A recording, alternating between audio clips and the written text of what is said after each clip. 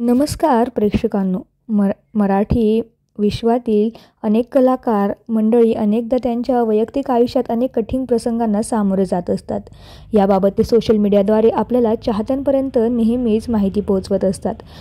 असंच काहीसं झालं होतं एका सुप्रसिद्ध मराठी अभिनेत्याबरोबर, आणि तो अभिनेता म्हणजे लग्नाची बेडी या मालिकेतून घराघरात लोकप्रिय झालेला अभिनेता आणि सध्या झी मराठी वाहिनीवरील सावळ्याची जणू सावली या मालिकेत काम करत असलेला सुप्रीत कदम.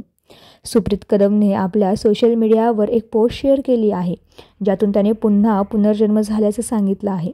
अभिनेत्याला वर्षभरापूर्वीच ब्रेन स्ट्रोक आला होता आणि मग त्यावर पॅरालिसिसचा झटकासुद्धा. यावर डॉक्टरांनी देखील त्याच्या जगण्याबद्दल आशा सोडली होती.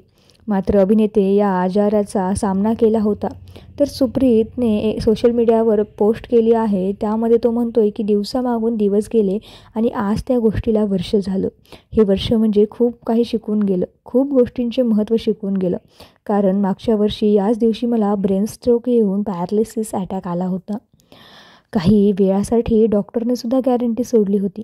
भावाचे रडून हाल झाले होते. जीवन मरणाच्या दारात असताना वाटत होतं की मला माझ्या मित्रांना खूप काही सांगायचं होतं, त्यांच्याशी खूप बोलायचं होतं आणि हसायचं होतं, मजा करायची होती. माझ्या बायकोचे काही स्वप्न आहेत, ते पूर्ण करायचे आहेत.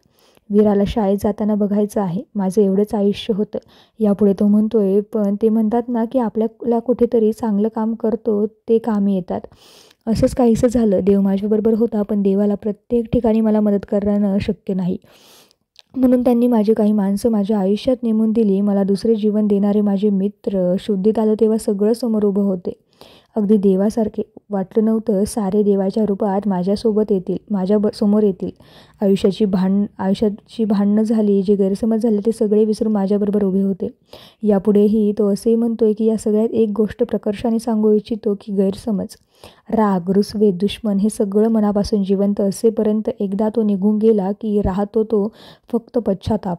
तुम्हाला कोणाची माफी मागायची असेल, कोणाला माफ करायचं असेल तर करून टाका, कारण दुसऱ्या क्षणाला ती व्यक्ती असेल की नसेल माहीत नाही. हात जोडून मनापासून आभार जे माझ्याबरोबर उभे होते. सुप्रीत कदमच्या कामाबद्दल सांगायचं झालं तर त्याने नकळत सारे घडले, स्वामी समर्थ, लग्नाची बेडी, काव्यांजली आणि गुन्ह्याला माफी नाही अशा मालिकांमध्ये महत्त्वपूर्ण भूमिका साकारल्या आहेत.